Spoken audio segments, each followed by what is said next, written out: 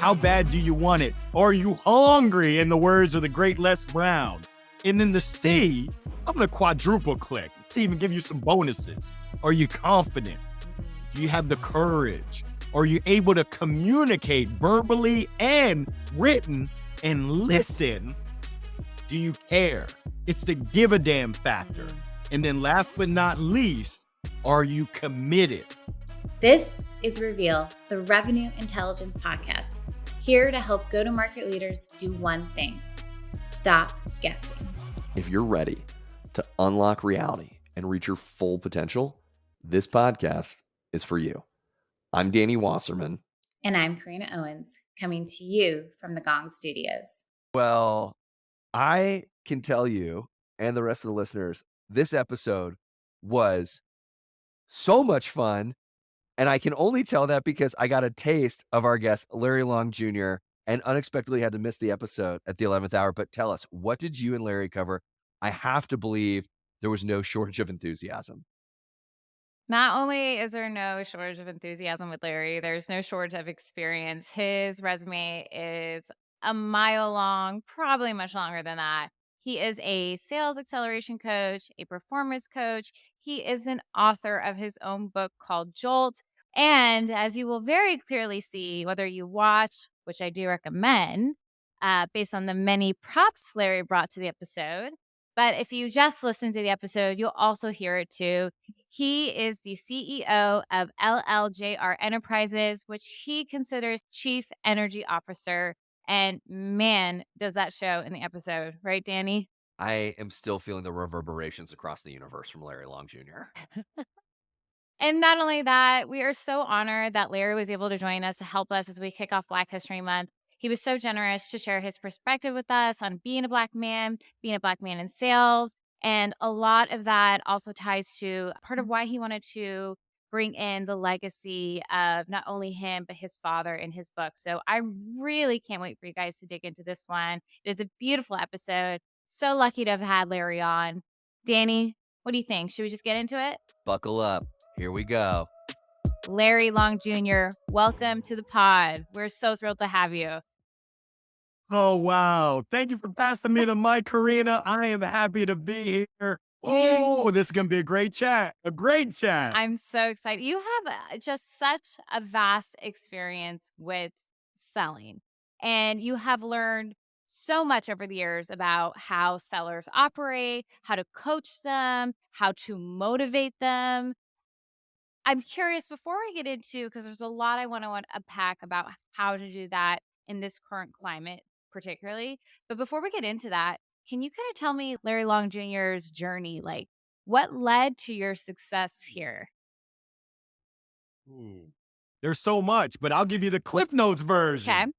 As a youngster, I moved around, lived in Alabama, Illinois, Nebraska, Pennsylvania, was born in Maryland, moved back to Maryland for middle school, high school, played baseball at University of Maryland for the Terps, go Terps.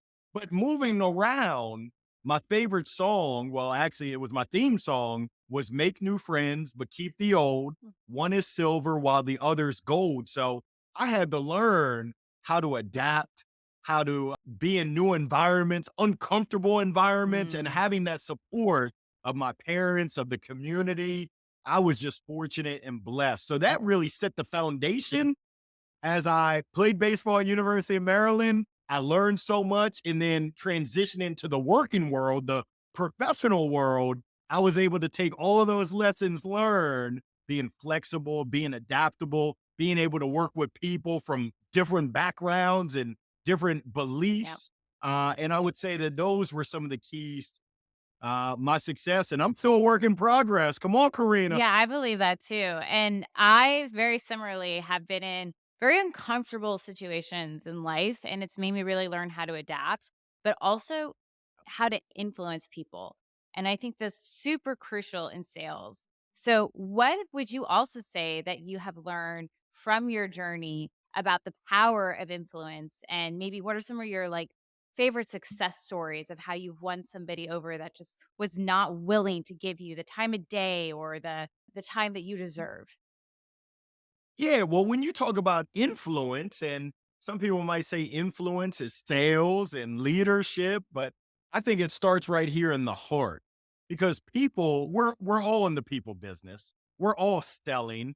People, Mm. they can smell BS from a mile away. They can tell if you're not being true and authentic. They can tell whether you really believe in what you're saying. And you can fool some people, but you can't fool everyone Right. all the time. But when you're authentic, it just allows you to have success. So some of my best success stories are some of the reps that I've had the opportunity to coach, to guide, to lead, to influence, to impact. And something that I've noticed is the self doubt. A lot of times these are top performers, but you ask them and you listen to their self talk. Whoa, come on now. They beat themselves up. And it's like, hey, you have so much greatness inside of you. And I wrote a book called Joe Get Zapped into Intentionality, Rediscover, and Believe in Your Inner Greatness. And that's, I mean, I'll give you the example of Nathan Bird, the Birdman. What happened to that boy? He's from Nantwich, England.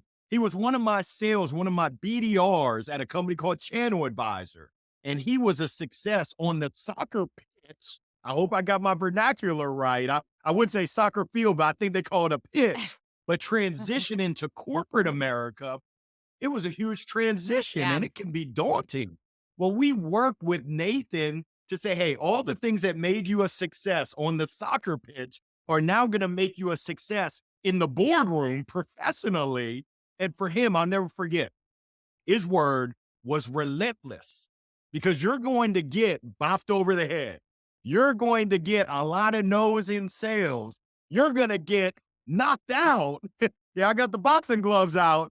But if you are relentless, can't stop, won't stop, if you are disciplined, which Nathan was, there's no mystery why he had success. And now he's a sales leader at Channel Advisor doing big things. Congrats, Nathan. I know you're about to go on a President's Club trip, Aw. making me proud. And that's got to be one of my proudest examples of influence and impacting and working with a sales talent. Well, I'm really glad you brought that up because your book, Jolt, that to me, that's when I was like, okay, this is who Larry is, right? You're about bringing out the best in others, helping everybody realize their own greatness. But we're often our own worst enemies. I certainly know I am. I put on a front to the world of like extreme confidence and I can handle anything. But inside, I tear myself to shreds. But it's stuff like what you put in your book, and there's another really great author called Nilfro Merchant. She wrote the book called The Power of Onlyness, and I recommend it to everybody because it recognizes that everybody has something unique to offer the world. Everybody. Yes. Yeah. And you truly fully believe that. So let's dig into that a little bit further. Um, we're in a really difficult environment right now in several ways, not just from how our tech companies doing, how our sellers doing, but the world is experiencing just crisis we can't imagine. And we're receiving this information at a rate that our brains are not like wired to comprehend. It's overwhelming. We break down, we shut down.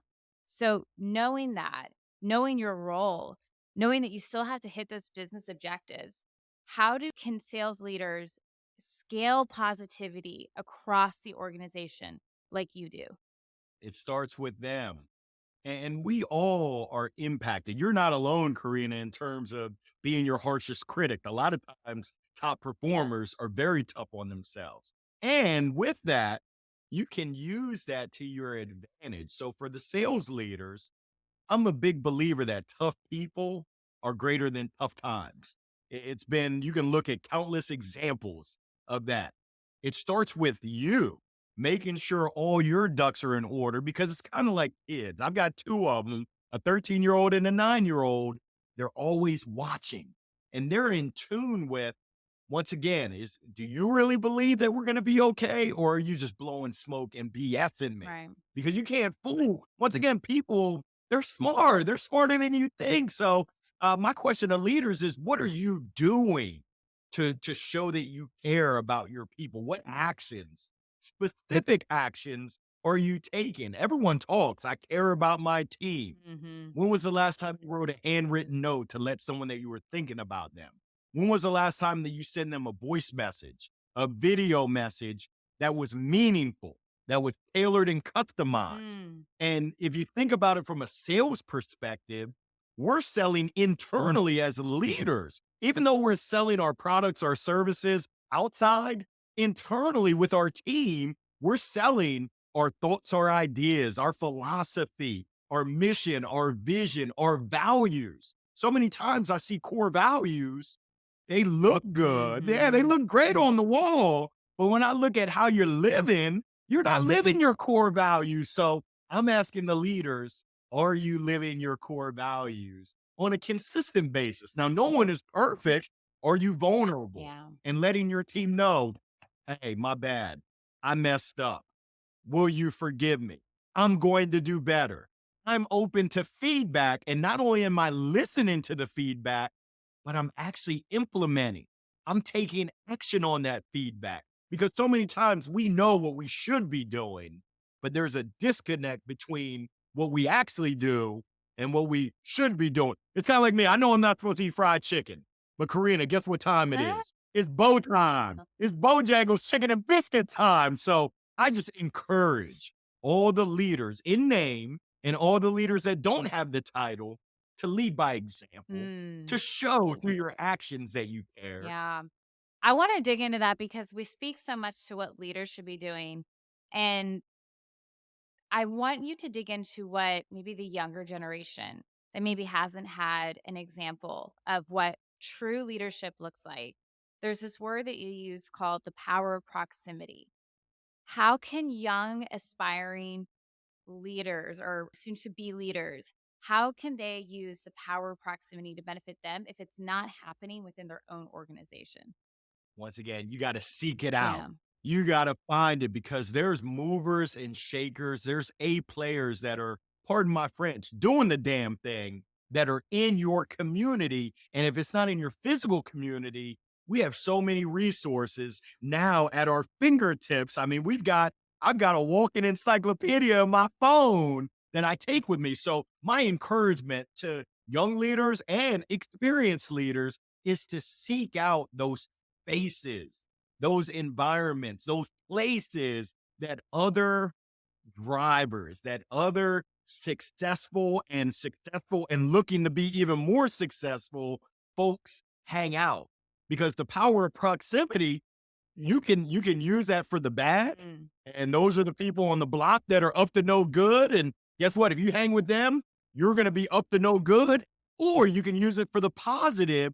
Who are those people that are doing well, doing great things, and striving to do even better? How can you intentionally, how can you thoughtfully put yourself in those spaces and those places, not just to absorb? You certainly want to absorb, you want to listen, you want to learn, and you also want to contribute. You want to be a part of the mix. Now, you should be listening more than you're talking because that's when you learn, that's when you grow. And we all know when you learn, you earn. And when you grow, you get better. I mean, leaders are readers. What are you reading? What was the last book that you read? I think there was a study that showed a crazy percentage of people don't read a book after they finish school. So it's like after college, people don't read. It's like, what are you doing? Mhm. There's so much to learn. So if you're serious, Yeah. and that's a big if, Mhm. if you're not serious, it's okay. Continue being an amateur. It's amateur hour. But if you're a true professional, your actions are going to show that, hey, you're operating like a professional. You're looking for those opportunities to get better. Absolutely. I'm one of those people I love reading, but I instantly get distracted by another podcast or a documentary or what have you. But I am constantly trying to consume a variety of different information because I want my Yeah. critical thinking skills to be sharp. And I think that that's something that we're really missing in today's society and even in internal organizations is the power of critical thinking. What advice would you give to help people center and stay in a good mindset and stay true to their core values and intentions maybe even when their company or their environment isn't adhering to what they said they would. Well, you got to control the controllables, and I can't control what the organization, what my environment, what they do. I can control my emotions. I can control my actions and my attitude. I can control how I treat other people. Outside of that, I really can't control. So you talked about standard and what you value. What do you value? I encourage you to think through, what is your core mission as an individual, as a professional? What is your mission, your vision, your values, your principles that you stand on? And once you have that identified, hopefully documented, now you can put together the game plan of what daily activities, what routines are you going to strive for? You can open up your calendar and say, hey, I realize that I need some quiet time. Mm, I'm going to budget in my calendar. mhm. I'm going to solidify that this is my quiet time. This is my workout time. This is my meditation time. Hopefully, not hot yoga. I almost died doing hot yoga. I didn't realize you were supposed to hydrate 48 hours in advance. I was in there. I almost died. But finding what works for you, your faith, your spirituality, your family, that presence of being with family, of being with friends. We know it's so important. Those relationships are so critical. But once again, knowing isn't the same as doing. Mm. Financially, it's that dreaded B word. What's your budget?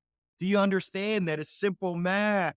What comes in and what goes out determines your budget. It's kind of like your diet and your fitness. What goes in and you consume is generally what comes out. And that's not just food, but it's also, what are you listening Yeah. to? What are you That's reading? Who are you surrounding yourself with? Jim Rohn said you're the average of the 5 people you spend the most time with. mm, Have you done the audit of those 5 people that you spend the most time with? Because sometimes you got to do some pruning. You got to do some spring cleaning. So just encouraging folks, especially the early in their career folks, to be intentional, to be mindful. Sometimes you got to stop and smell the roses, but you got to slow down to speed up yes. and actually put some thought into it. Yes. If you just go with the flow, who knows where you're going? It's kind of like sailing without a compass. Mhm. If I was trying to sail from New York to Africa and I didn't have a compass, I would probably lose my way and end up in the North Pole chilling with Santa Claus. I'm trying to get to the homeland, but how am I over here in the North Pole? You got to have a compass and you've got to use that compass to direct your path and direct those daily activities that you're doing consistently. I love that point you're making because I think too for young sellers, they're prescribing to maybe an older methodology of sales that their boss is pressing down on them. Make those 100 dials, do these templated emails, drop those mass non-personalized outreaches, call them during dinner time, etc. So it's hard because you want to prove yourself and you want to show those metrics, but I think especially in these times, we have to be more considerate of how we are approaching potential future customers. So, from that perspective, what would be the number one advice you would say to sellers and sales leaders to reach their metrics, but do it with the right mentality and the right intentionality? Yeah, well, it's understanding the why behind it. And when I was younger, I would ask my mom why, and she said, because I said so. Well, at some point, that was no longer a valid answer. I love you, mom, but I really need to understand the why. It's like you called it the critical Yeah. thinking. So I encourage young sellers, yes, when you're in someone else's sandbox, you got to play by their sandbox rules. And there's nothing that says that you can't add additional things that you're going to try in the sandbox. So if I have to make 100 calls, I'm going to make 100 calls. My first professional selling experience, it was 150 calls every day. I'll never forget, I made 148 calls. Got called into the boss's office. I thought I was about to get a raise. He said, He said, Larry, our expectation is 150. You made 148. If you do that again, don't let the door hit you where the good Lord split you. I said, woo, savage. But I didn't miss 150 calls after that.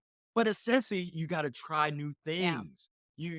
I encourage you to leverage other avenues, whether that's social, Mm. whether that's snail mail, whether that's you putting in a referral strategy. And ultimately, you've got ideas, creative ideas that haven't even been thought of. Go ahead and give it a try. My friend Melissa Murray Bailey used to be the CRO at Hootsuite. She calls it Gian. Mm. She told her sales team, give it a try. Aw. And when you have that entrepreneurial spirit where, hey, I'm going to follow your rules and I'm going to bring my own entrepreneurial spirit in, I call it epic. Essentially, the E is that entrepreneurial. Entrepreneurs know you get out of it what you put into it.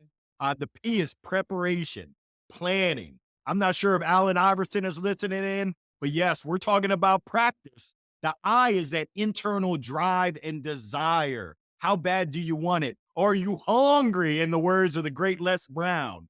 And then the C, I'm going to quadruple click, even give you some bonuses. Are you confident? Mm. Do you have the courage? Are you able to communicate verbally and written and listen? Do you care? It's the give a damn factor. Mm. And then last but not least, are you committed? And that's a tough question right there. Tony Robbins says essentially successful people ask the toughest questions, therefore they get the best answers. If you ask yourself that question, am I committed? And you're true with yourself, I think we might open up some things. I can tell you, writing a book is tough. Yeah. And I work with a coach. Who's your coach? Who's your mentor or mentors? My coach asked me, Larry, are you committed? And if so, why? It's passing on the legacy of my father. Chapter 7, lessons from my dad. Mm.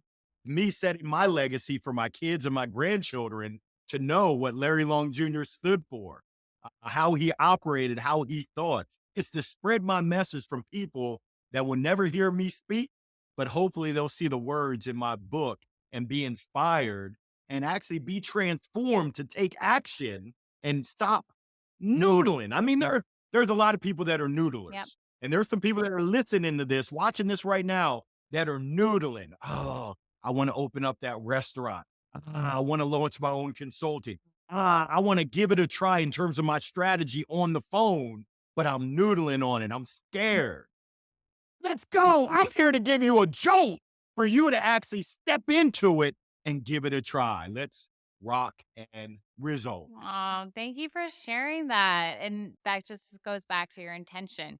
You want to leave that legacy behind. And so you were intentional and committed to writing that book. You definitely have inspired me. We'll be releasing this episode during Black History Month, and I am here to listen and to learn. So I would love to learn from you. What does Black History Month mean to you? I'm gonna speak Please, straight from the heart. please. Black History Month is a great start.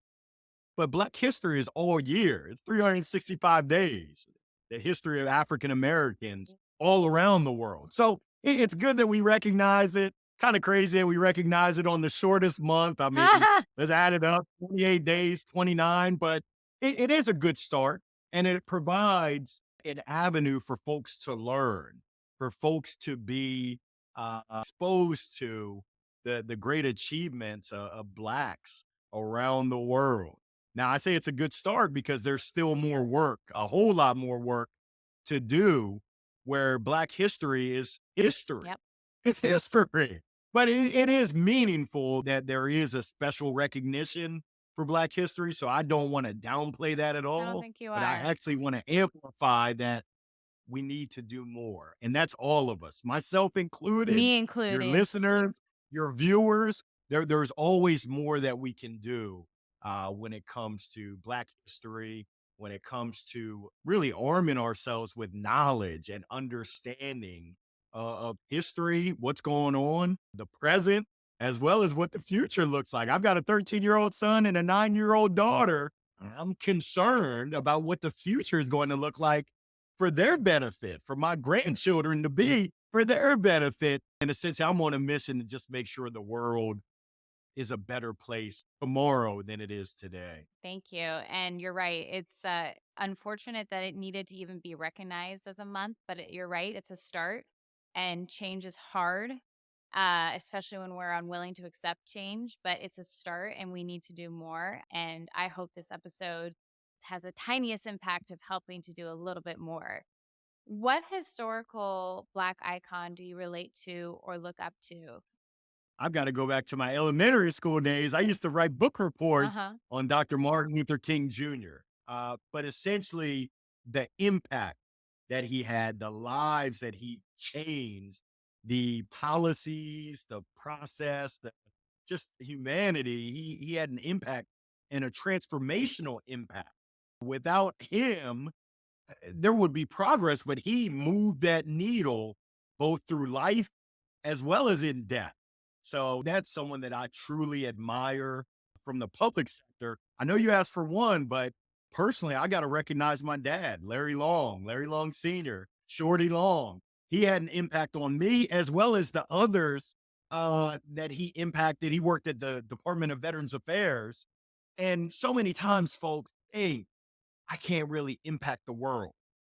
Well, I'm here to say survey says you can definitely impact the world by just touching one person in a positive manner, by lifting someone up. You talked about making sure people feel seen Yeah. and heard and valued. You can do that in your community. You can do that within your household, within your family, within your friend group, within your colleagues. We have so many opportunities to do that each and every day that sometimes we miss out on those little opportunities, quote unquote, that are really the big opportunities. Larry, you really embody that. I truly mean that. I've listened to a lot of your LinkedIn lives and your webinars and your speaking engagements. You really embody that. And Appreciate and that's what keeps us from being siloed, right? That's what brings us together. So thank you. Thank you for everything that you're doing. It's having more than a ripple effect. I appreciate that. That means a lot. And I encourage all of your listeners, all of your viewers to realize that you as well have the power to impact change, to impact transformation, and to touch a person as well as people's lives through your actions, through your words. It's Maya Angelou, I love her quote. People will forget what you say. People will forget even what you do. They will never forget how you made them feel. Hmm. So the question I'm asking is, how are you making people feel right now? Yeah. Your colleagues, your family, your friends, your neighbors, your community. How are you making people feel? You're making them feel some type of way. It's either here or womp womp. It's there. I mean, there really is no in between. In between is womp womp. Hmm. So I encourage you, lift people up, make them feel good, make them feel seen, heard, valued. Yeah. Larry, you have really touched me on a personal note today. I feel honored to have had the opportunity to have you on our show. Thank you for everything you're doing for us. I have one final question for you, but before I ask that, you have a lot coming up. You've got something coming up in March in my hometown of San Antonio.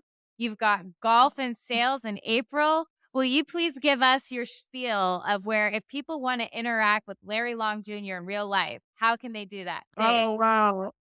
Oh, you called it out. I love it. I'm a big time golfer. Going to be in Austin in April for Golf and Sales, the 18th through the 22nd, with good old Scott Leese, Mike Simmons, Jeff Bajorek. We're going to be masterminding, lifting up our sales knowledge, leadership knowledge, personal development all around the golf experience. In March, I'm investing in myself going to San Antonio for the National Speakers Association Winter Workshop, Thrive Winter Workshop. Ooh. And once again, the power of proximity Yeah. to be around 300 plus other professional speakers that are at all levels, Hall of Famers, experienced veterans, newbies. I just hit my first full year, so I'm in learning mode. I'm always looking to learn and grow and cultivate relationships. But really, if folks want to interact with me every Wednesday at 12 o'clock noon Eastern, I go live on LinkedIn, YouTube, Instagram, Facebook for my midweek, midday motivational minute. If you're looking for a little sprinkle of positivity every Wednesday, I just wrapped up episode 144. It's hard to imagine, but I'm just truly blessed. We've got a great community there. feel free to drop on by. Amazing. We'll make sure to include all of those in the show notes so you guys can know how to get in touch with not just Larry, but how to see those events. Those are amazing. Okay, you ready for the final question, Larry? I am. If you were to describe sales in one word, what one word would that be? Care. Sales equals care. It's all about your perspective.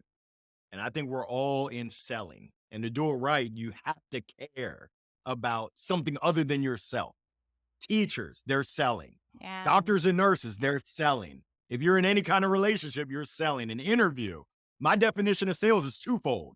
Number one, it's a transfer of energy. And you don't have to have off the wall energy like me. In the words of the great philosopher, J.J. Walker, people say, hey, Larry, your energy is dynamite.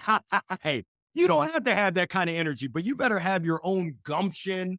You better have your own juice. The juice better be loose because people don't have time for that BS. They know whether you believe in your solution, that you can solve their problems and add value.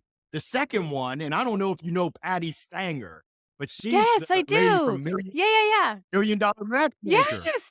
We're we're playing match. I'm glad that you know it. Most people don't know it. I guess I'm the only one who watches Bravo. Don't tell nobody I'm a else. Bravo-holic. Oh my God. I can't believe you just said that. Okay, what's the connection? Dig deeper. We're playing matchmaker. Yep. We're Yep. matching our product, our solution, our thoughts, our ideas, whatever we have with whatever someone else, their wants, their needs, their desires, their problems, their hopes, their dreams, their aspirations. That selling. Yeah. Selling is caring. Selling is supporting. It's helping someone else. And if you're a me monster, you're going to have a tough time being successful in sales for the long term. You might be able to slide on by, but once people understand what you're about, me, good luck. If you're a you monster, and as Bob Burr calls it, a go-giver, you're going to have a ton of continued success in your sales career. Larry, you're like my kindred spirit. Oh my gosh. Well, this has just been an absolute blast. Larry, I'm going to talk to Andy Cohen, see how we can get you on Bravo, do your own show. I think that's what's next for Larry. But Larry, thank you so much for everything, your time, your insight, for what you give back to the community. You're an inspiration. I just can't thank you enough. Thank you, Larry. Thank you, Corrina. Keep shining bright. I appreciate you. Thanks so much for listening to this episode of Reveal. If you want more resources on how revenue intelligence can help you create high-performing sales teams, head on over to Gong.io. And if you like what you heard, give us that 5-star review on Apple Podcasts, Spotify, or wherever you may listen.